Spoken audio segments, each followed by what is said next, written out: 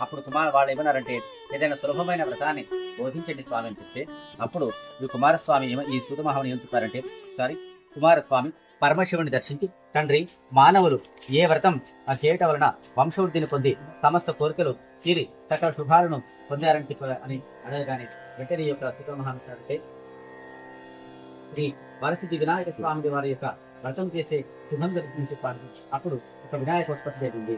అయితే ఇక్కడ కైలాసంలో పార్వతి భక్తితో సుఖంగా గడుపుతున్న సమయంలో ఏం జరిగిందంటే గజానంలోనే ఒక రాక్షసుడు ఉండేవాడు. ఆ రాక్షసుడు ఏం చేశాడంటే పరమశివుని గురించి ఘోర తపస్సును ఆచరించాడు. అలా ఆచరించిన తర్వాత ఆ గజాసుడు ఆచరిస్తున్నప్పుడు ఆ ఘోర తపస్సు శివుడు ప్రత్యక్షమయ్యాడు. శివుడు ప్రత్యక్షమై గజాసుర నీకు ఏం వరం కావాలి అని అన్నాడు. అప్పుడు గజాసుడు ఏమన్నాడు, నాకు నా కుక్షిలో అంటే నా కడుపులోకి వచ్చి నీకు నివాసం ఉండాలి అని చెప్పి అడిగాడు. అప్పుడు పరమేశ్వరుడు అసాధ్యము కదా గజాసుర, నీవు అడిగినది లోకాలను పాలించే నేను నీకు మాత్రమే అంకితమైతే ఎలా అని చెప్పి అంతకు మించిన వరం నాకు అక్కర్లేదు అనేసాడు. అప్పుడు పరమేశ్వరుడు ఏమన్నాడంటే ఇది నీ ప్రాణానికి కూడా హాని కలిగిస్తుందా అని హెచ్చరించాడు ముందుగానే. కానీ ఆ హెచ్చరికను ఖాతరు చేయకుండా నీవు వచ్చి నివసిస్తే నా ప్రాణం ఎవరికి ఇస్తారు తండ్రి అనుకున్నాడు గజాసురుడు. అనుకోగానే పరమేశ్వరుడు చెప్పినట్టుగా ఉన్నాడు. పరమేశ్వరుడి జాడ తెలియక యొక్క పార్వతీదేవి ఏం చేస్తుందంటే అన్ని లోకాల చుట్టూ విష్ణులోకానికి వెళ్ళింది. శ్రీ మహావిష్ణువు ప్రార్థించగా అప్పుడు శ్రీ మహావిష్ణువు దివ్య దృష్టి చూసి పరమేశ్వరుడు ఈ యొక్క గజాసురుడు కడుపులో ఉన్నాడని తెలుసుకొని తన గణాలన్నిటితో కలిసి వెళ్లి చక్కగా గజాసురుడు రాజ్యంలో పడే నిత్యాధికారులు అలరిస్తున్నాడు. అది విన్న గజాసురుడు వాళ్ళని రప్పించాడు. మీరు చక్కగా వారు చక్కగా నాట్యం అని చేశారు. అది చూసినట్టు గజాసురుడు ఆనందించి నీకు ఏ వరం మరి నేను ఏ వరం కోరినా కాదనకుండా ఇస్తావా మహారాజా అని అడిగారు. అప్పుడు తప్పకుండా ఇస్తాను అన్నాడు. ఎందుకంటే మనము ఎప్పుడైతే మనకు విపరీతమైన ధనం అనేది విపరీతమైన ఐశ్వర్యం లభిస్తుందో మనం అప్పుడు చాలా ఒక రకమైన ఉద్విగ్నతలు ఉంటాం. అంటే ఏం జరిగినా సరే నేను చూసుకోగలం అనే శక్తి మాకు ఉంది అని అనుకుంటాం. కానీ ఆ శక్తి భగవంతుడు ఇచ్చాడు మనకు మాత్రం మర్చిపోతాం అనమాట. అక్కడ మనం చాలా జాగ్రత్తగా ఉండాలి. ఎప్పుడైతే మనకు శక్తి అనేది చేరిందో అది పరమాత్ముడు వల్ల ఆ శక్తి చేరింది అనుకోవాలి. ఆ శక్తిని 10 మందికి ఉపయోగిస్తూ మనం ఇంకా నమ్రతగా మారాలి. ఎప్పుడైతే ఆ నమ్రతను వదిలిపెట్టి ఆ శక్తి మన వల్ల వచ్చిందనుకుంటామో శక్తి వెళ్ళిన శక్తి ఒకవేళ శక్తి కోల్పోవలసి వస్తే మళ్ళీ ఆ శక్తి గురించి మనం దాన్ని తెచ్చుకోవడానికి ఆ బలాన్ని తెచ్చుకోవడానికి చాలా కష్టపడవలసి వస్తుంది అనమాట. అందుకని ఇక్కడ గజాసురుడు ఆ శక్తి రాగానే ఆ యొక్క గర్వంతో ఏం చేశాడంటే కోరుకోండి ఇచ్చేస్తాను అన్నాడు. వెంటనే మా శ్రీ మహావిష్ణువు ఏమన్నాడంటే నీ కుక్షిలో దాగి ఉన్న పరమేశ్వరుడు మాకు అప్పచెప్పు అనేసాడు. ఒక్కసారి గజాసురుడు చాలా ఆశ్చర్యపోయాడు. ఎవరు మీరు అనగానే విష్ణువు పరివారంతో సహా ప్రత్యక్షమయ్యాడు. ఆహా ఎంత తప్పు జరిగింది నా వల్ల అంటున్నాడు. పరమేశ్వర ఏమిటిది అంటే తప్పదు గజాసుర మాట ఇచ్చావని చెప్పాడు. ఆ మాట కట్టుబడి గజాసురుడు సరే తండ్రి నీవు నా కుక్షిని చీల్చుకుని రా అని చెప్పి ప్రాణాలు విడవడానికి ఇష్టపడ్డాడు.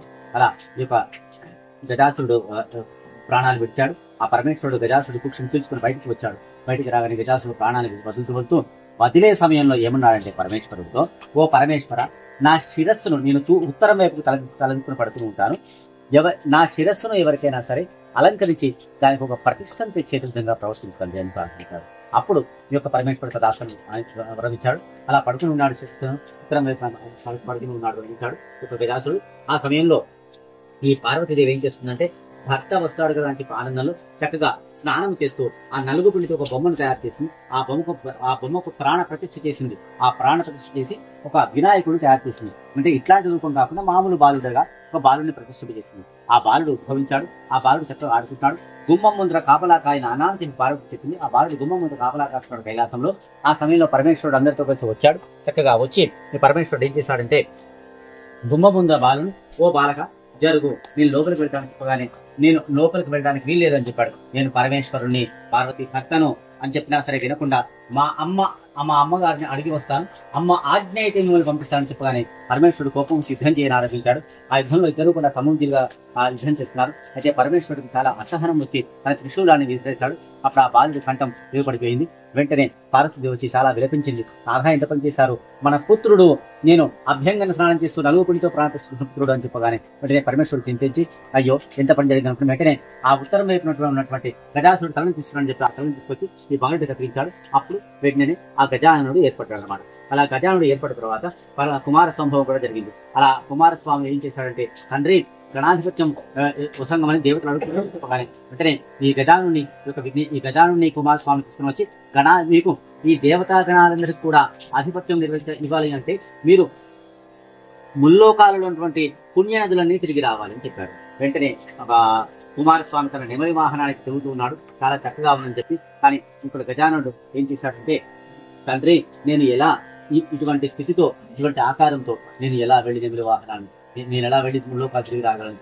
అప్పుడు ఏమన్నాడంటే, పరమేశ్వరుడు ఎవరైతే శ్రీమన్నారాయణ నామస్మరణ చేస్తూ ఆ తల్లిదండ్రుల చుట్టూ ప్రదర్శన చేస్తారో వారు అనుకున్నది ఖచ్చితంగా వెంటనే ఈ యొక్క విఘ్నేశ్వరుడు ఏం చేస్తారంటే, ఈ యొక్క గజానుడు తల్లిదండ్రుల చుట్టూ పార్వతీ పరమేశ్వరుల చుట్టూ తిరుగుతూ ఓం నమో నారాయణాయ అష్టాక్షర మంత్రాన్ని చెప్పిస్తూ తల్లిదండ్రుల చుట్టూ ప్రదర్శన చేస్తున్నాడు. అలా చేస్తూ ఉండడం ఏం జరిగిందంటే, ఈ యొక్క కుమారస్వామి ఏ నదిని దాటి వస్తున్నాడో అంతకు ముందుగానే తను కనబడుతున్నాడు. చాలా ఆశ్చర్యపోతున్నాడు కుమారస్వామి. ఏంటి వేగం లేనటువంటి అన్న ఇలా వెళుతున్నాడు, ఇంత ముందు నాకంటే ముందుగా ఎలా వెళ్తున్నాడని చెప్పి చాలా ఆశ్చర్యపడ్డాడు. చివరికి ఇద్దరు వచ్చారు పార్వతీ పరమేశ్వరుల దగ్గర. వచ్చేసరికి ఆశ్చర్యపోయాడు కుమారస్వామి. ఎలా జరిగిందంటే, అతను భక్తి శ్రద్ధలతో వినమ్రుడై ఒక వినయ విధేయతలతో మా తల్లిదండ్రులను మమ్మల్ని ప్రార్థించాడు కాబట్టి తల్లిదండ్రులు చేయండి అని చెప్పి చెప్పగానే ఆ కోరిక నెరవేరుతుంది. కాబట్టి ఆ తల్లిదండ్రులు ప్రదర్శన చేసిన నమస్కారం ఆ శక్తి అతన్ని కాపాడి తీసుకోవడానికి వెంటనే మన ఈ యొక్క కుమారస్వామి అంటే, తల్లిదండ్రులారా, పార్వతీ పరమేశ్వరులారా, అన్నగారికి ఈ యొక్క గణాధిపత్య అనుసరణ చెప్పుకొని కూర్చున్నారు.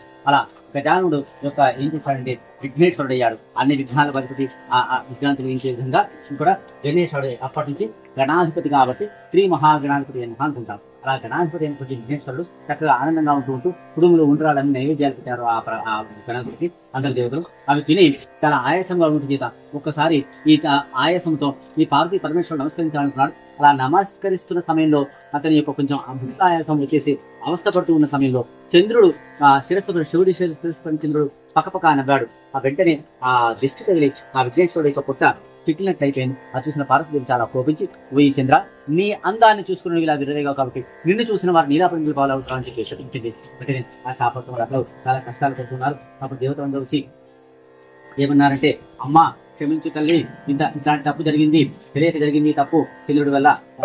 ఇలా చంద్రుడిని ప్రతిరోజు చూసినంత మాత్రాన్ని ఇలా ఉంటే చంద్రుడు చూడకుండా ఎవరు ఉండగలుగుతారని చెప్పింది. అప్పుడు పార్వతి ఏం చెప్పి చెప్పిందంటే, ఓ దేవతలారా, ఈ శాపానికి ఉపశమనాన్ని ఇస్తున్నాను. ఏంటంటే, ఈ వినాయక చవితి రోజు ఎవరైతే చంద్రుడిని చూస్తారో వాళ్లకు మాత్రం నీలాపరించులు కలుగుతాయి అని చెప్పి ఆ శాపాన్ని కాస్త సంహరించింది పార్వతీదేవి. ఆ తర్వాత ఈ యొక్క శ్రీకృష్ణ పరమాత్ముడు క్షమితకమైన శ్రీకృష్ణ పరమాత్ముడు ఒకసారి సత్రాజిత్ మహారాజు గారి దగ్గర క్షమంతకం ఉంది, అది అడిగాడు. అప్పుడు అది ఇవ్వలేదు ఆ సత్రాజిత్ మహారాజు. అప్పుడు అయితే ఆ సత్రాజిత్ మహారాజు యొక్క తమ్ముడైన ప్రసేనుడు ఆ క్షమంతకం తీసుకొని ఆ మణిని మెడలో వేసుకుని వేటకై వెళ్తుండగా ఒక పెద్ద పులి అతన్ని చంపివేసింది.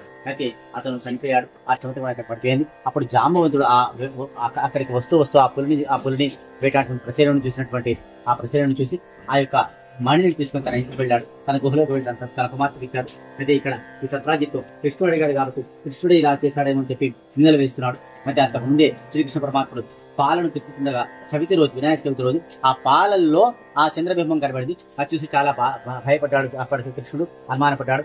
ఆహా, ఇప్పుడు ఏదైనా నీలాపరింద కలుగుతుందేమో అనుకున్నాడు కృష్ణుడు అక్కడికి కూడా. అయితే ఇక్కడ సత్రాజిత్తును ఆ ప్రచారం చేయిస్తున్నాడు. కృష్ణుడే అపహరించాడు బండి నుంచి ప్రచారం చేస్తున్నాడు. వెంటనే కృష్ణుడికి ఇది లాభం లేదనుకుని ఆ సత్రాజిత్తు దగ్గరికి వెళ్ళి బండిని తీసుకొని వస్తామని చెప్పి మాట ఇచ్చి వెంటనే ఆ ప్రసేనుడు అడుగుదాడని వ్యక్తిగా జాంబవంతుడు వెళ్ళి అక్కడ యుద్ధం చేశాడు 19 రోజులు. ఆ యుద్ధం చేసి జాంబవంతుడు గెలిచాడు. అప్పుడు శ్రీరామచంద్రుడే ఇలా వరమిచ్చాడు నీతో యుద్ధం చేయడానికి. ఆ శ్రీరామచంద్రుడు అని చెప్పి కృష్ణ పరమాత్మ చెప్పగానే నమస్కరించి తన కుమార్తెను కూడా ఇచ్చి ఆ మణి నుంచి పంపు చేశాడు జాంబవంతుడు. ఆ కుమార్తెను జాంబవంతుడు తీసుకుని కృష్ణుడు వచ్చి సత్రాజిత్తు కూడా క్షమించి కృష్ణ నన్ను మన్నించని ప్రార్థించి తన కుమార్తెను సత్యభావం విడిచి వివాహం జరిపించాడు.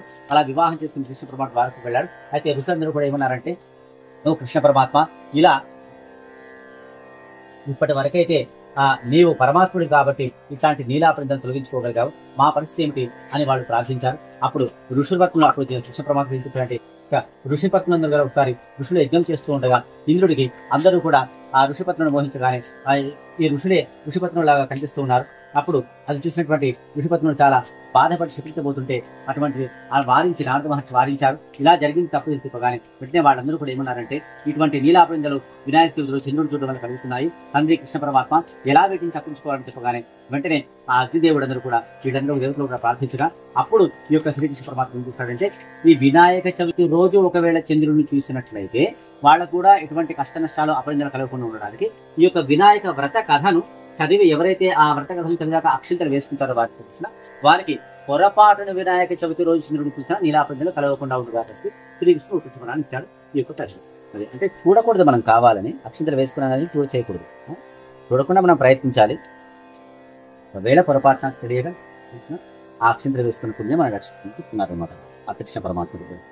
జై బోలో శ్రీ సిద్ధి వినాయక స్వామి దేవ మహారాజ్ కి జై.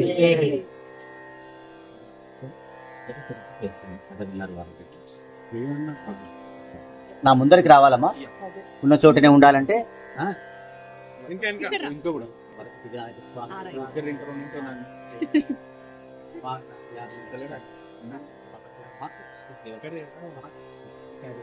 నైవేద్యాలు హోమం తర్వాత నైవేద్యం నాగశైలీఫలోపహరతి పాదఫలోపహరతి అవసరం మహానైవేద్యం సమర్పయామి.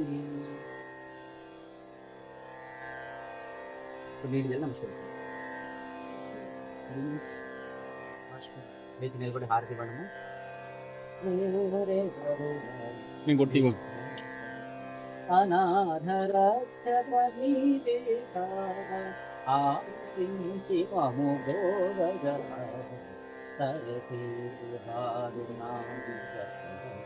సతతం కృత జన పాలిత వదన భక్త రక్షకా భవ గుణ రూప పాలిత జన గోపాలదాసనుత వినాయక వినాశోచితి నివేపరుర విఘ్నభ. ఓం